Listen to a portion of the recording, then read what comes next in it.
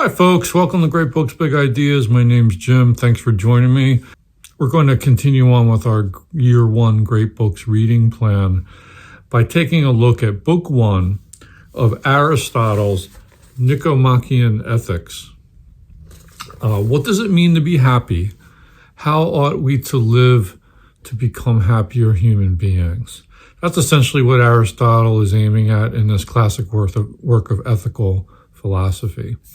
A couple notes about the textual history of Aristotle's works. His writings have an interesting history. The surviving texts, of which there's quite a bit, they're known as the esoteric writings. And these were probably used as teaching texts, in effect, lecture notes. And some of what has been attributed to Aristotle may in fact be notes compiled by his students. Then there's the so-called exoteric writings meant for wider audiences, and they were probably written in a much more polished style by Aristotle, but those have not survived, aside from a few fragments. And as a result, keep in mind that when you're reading Aristotle, you're reading a rough cut text, and this doesn't make for the most pleasant of reading experiences all the time. Many readers find Aristotle's style to be dry and stodgy, so I ask that you not let that deter you from learning from Aristotle. If you give yourself the time to read and study him carefully, you'll find it's very well organized and scripted out, but it's not always written with a lot of pizzazz or panache. So try not to be too hard on them. These texts are all we have to work with.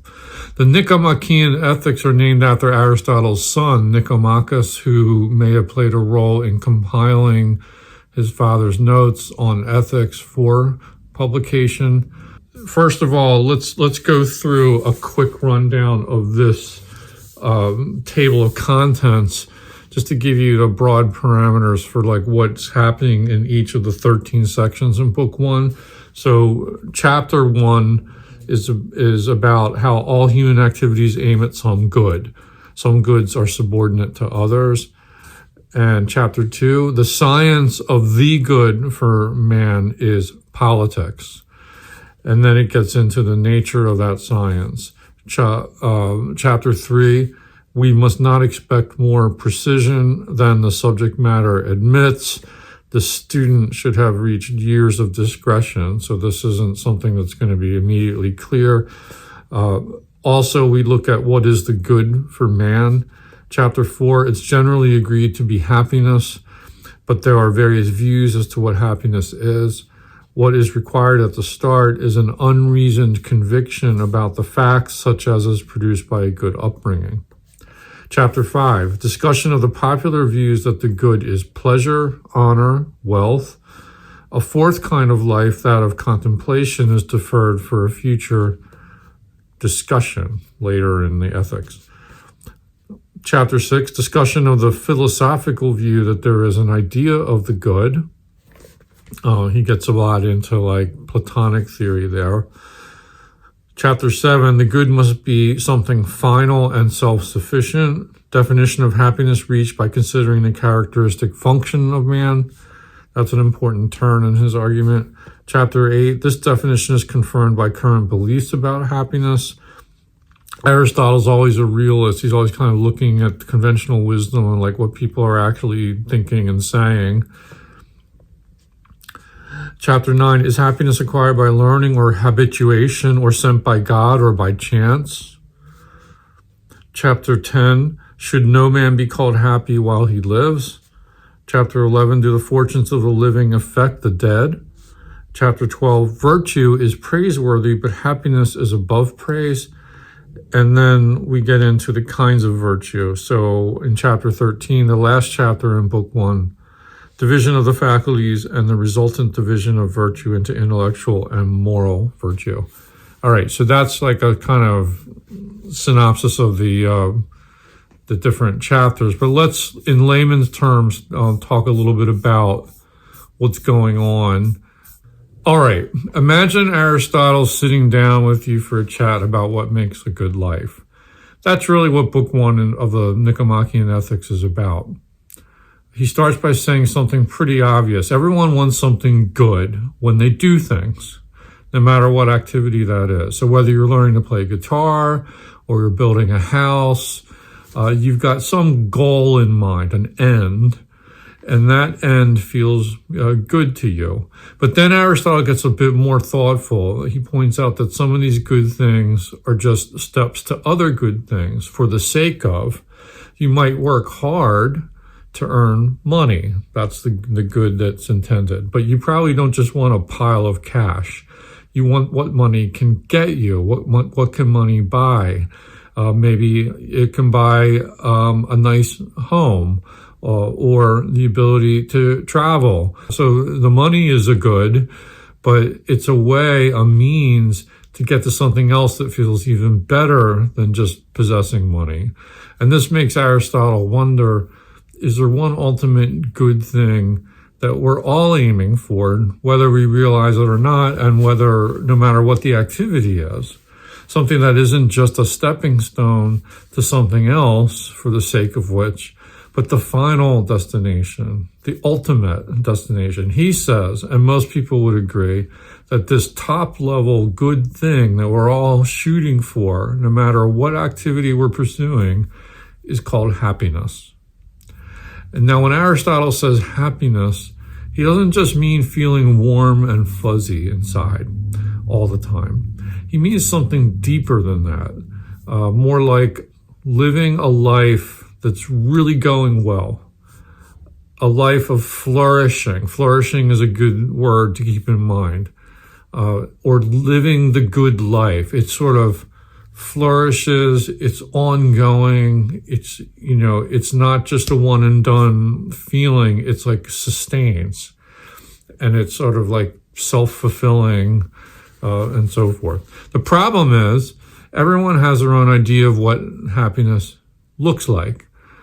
Some people think happiness has to do with pleasure, having fun, feeling good, being high as a kite, right? Going to parties, eating good food, pleasure, right? Others think happiness means being rich, accumulating wealth. That's the key to happiness. Still others chase after fame and honor, status. That will make you feel happy, to be looked up to be respected. This is like the political life. They want to be admired by everybody. Okay? Now, Aristotle is going to, in book one, he takes a closer look at these popular notions of what happiness is constituted of. And he's not totally convinced by any of these answers. Living a life just chasing pleasure, for example, is kind of like a basic instinct. I mean, animals do that too. Surely being human means something more than that. Being rich, well, that's really just a tool or a means to get to other ends, isn't it? We talked about this before. Is that really the main point of your life, just to gather wealth, just to become rich? Fame, honor, status, respect, that's nice. Those are good things, but it depends on other people liking you, and people can change their minds. They're fickle, and fortunes change. And it seems like not very firm ground to hang your happiness on. The ultimate good, Aristotle thinks, should be something more solid and within our control. So how do we figure out what this real good life for humans is? Well, Aristotle comes up with this cool idea about function. Think about it. A good shoemaker makes good shoes. A good doctor makes people healthy, or helps people to get healthy. Everything has a specific job or purpose in mind. So if that's like, we have these functions, if I'm going to write, I want to write a good article or a good story or a good novel or a great book, right? So what's the unique job or purpose of being a human being in this ultimate end way? Well, it's not just being alive, because plants do that. Like, just staying alive, as the Bee Gees put it, isn't really the purpose of being a human. It's not just feeling things or having good feelings, because animals do that. What he's after here is like distinctively human. Like what makes us, what makes life worth living for a human being, like that particular species. So feelings are good. But animals are sentient, like they have sensations, they can feel things, they want to feel good too. So that doesn't really make us distinctive and stand out. What really sets us apart for Aristotle is our ability to think, our reasoning powers. Now, you can beg to differ whether that truly is a distinction between us and other animals. The dolphins might beg to differ, the whales might beg to differ, pigs might beg to differ, who knows? My dog might beg to differ, but whatever. Let's just kind of go along with the flow here. So what sets us apart is our ability to reason, and we can make plans. We can understand ideas. We can make thoughtful choices in life using our reasoning powers, which we think we're good at it. So this special function of a human being is to use our reason well.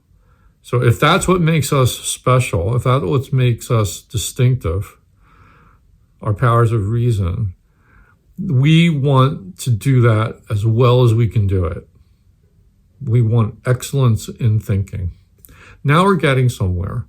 And Aristotle says that living a good life, which is this concept using the Greek term of eudaimonia, that flourishing, human flourishing, living a good, happy life means using our ability to reason, to think excellently throughout our whole life. It's not just about being bright. It's not just about being smart, having a high IQ. It's about using your reason to live a virtuous life. So it's about making virtuous choices, because he really believes in the activity of life is where this happiness is going to come from, where this virtue is going to come from. So you can think of virtues as habits of being, like good habits of being, right? And these could be in the form of being fair to people, being courageous, being honest, truthful, being kind, having empathy. Like these would all be virtuous qualities, but you have to put them into practice. So now he's kind of laid out some of these definitions, and then he makes an admission. He admits that to really be happy in life, you need some good luck. You definitely need some basic necessities. It's hard to be happy if you're always sick. It's hard to be happy if you're hungry. It's hard to be happy if you've been abused all your life, or if you're a slave, right? Or you don't have any friends, you have no social life. But so it takes a little bit, and also you need a little bit of wealth too. Like you can't just be totally poor, all right? But the main ingredient for a good life is making right choices, living virtuously, using your reason to make these good choices, to develop good habits, and to do that over the course of your whole life. Okay, now that naturally leads to the question of whether you can really say someone has had a happy life until they've actually lived their whole life. But Aristotle believes that if you're living a virtuous life, if you're on the right track to happiness, you can look back at the end of your life and say, I had a good life, I flourished, right? And even if things get tough later on, right? So I think if I'm reading him right, that he does believe that you need to look at the whole picture, because fortunes wax and wane. You have to take the whole life in its totality. But the best way to ensure that you live a happy life is to live virtuously and to make that a habit. Finally, he briefly talks about how our minds work. He says we have a rational part of our mind, the thinking part, which again, that's what makes us distinctive in Aristotle's scheme of things. And then there's an irrational part of our mind. That's the part that's wrapped up with our desires and our feelings. So while we can't exactly reason with our need to eat, we can learn to manage our desires and emotions using our reason. And that's where being a good person comes in. It's about getting those feelings to line up with our reason. So in a nutshell, book 1 is Aristotle setting the stage for the subsequent books in Nicomachean Ethics. He's telling us that the ultimate goal is to live a good, flourishing life.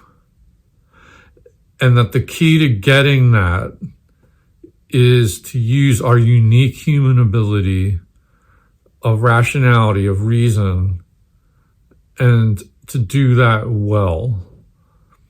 And then that will lead us to making good choices, doing the right thing, because ethics is all about action, about choice, all right?